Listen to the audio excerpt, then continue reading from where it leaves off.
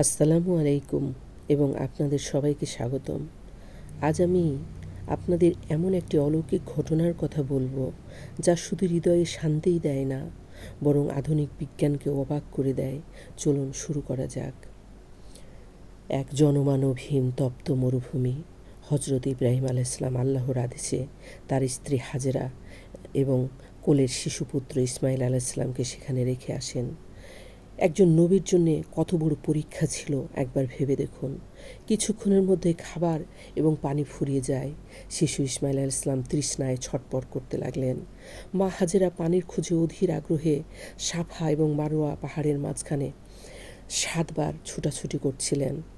তিনি যখন চরম হতাশায় ছিলেন, তখনও আল্লাহর উপর তার বিশ্বাস ছিল অটুট।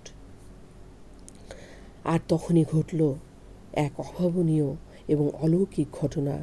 তিনি ফিরে এসে দেখলেন সেখানে যেখানে শিশু ইসমাইল আলাইহিসসালাম তার ছোট্ট পায়ের গোড়ালি দিয়ে মাটিতে ঘষছিলেন এবং মৃদু মৃদু আঘাত করছিলেন, ঠিক সেখান থেকে স্বচ্ছ মিষ্টি পানির ফোয়ারা বের হচ্ছে। এটি হলো সেই ঐতিহাসিক জমজম কূপ।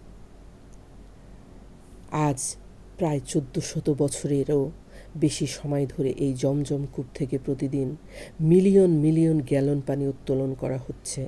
মক্কা একটি মরুভূমির মাঝখানে শহর হওয়া সত্ত্বেও এই কূপটি কখনোই শুকিয়ে যায়নি। বিজ্ঞানীরা এই ভূগর্ভস্থ উৎসের সঠিক রহস্য এখনও পুরোপুরি উন্মোচন করতে পারেননি। এর পানিতে রয়েছে পৃথিবীর অন্যতম সেরা খনিজ উপাদান। এই ঘটনাটি শুধু একটি পানির কূপের গল্প নয়, এটি আল্লাহর অপার রহমত, একজন মায়ের অটল বিশ্বাস এবং ধৈর্যের এক অসাধারণ দৃষ্টান্ত। এটি আমাদের শেখায় যে যখন আমরা আল্লাহর উপর পূর্ণ ভরসা রাখি এবং চেষ্টা করি, তখন তিনি এমন পথ খুলে দেন যা আমাদের কল্পনারও বাইরে। সুবহানাল্লাহ। আশা করি এই অলৌকিক ঘটনাটি আপনাদের ভালো লেগেছে। যদি ভালো লাগে বা মনটা ছুঁয়ে যায়, তবে একটি লাইক অবশ্যই করবেন। আল্লাহ হাফেজ, ভালো থাকবেন। আসসালামু আলাইকুম রহমতুল্লাহ।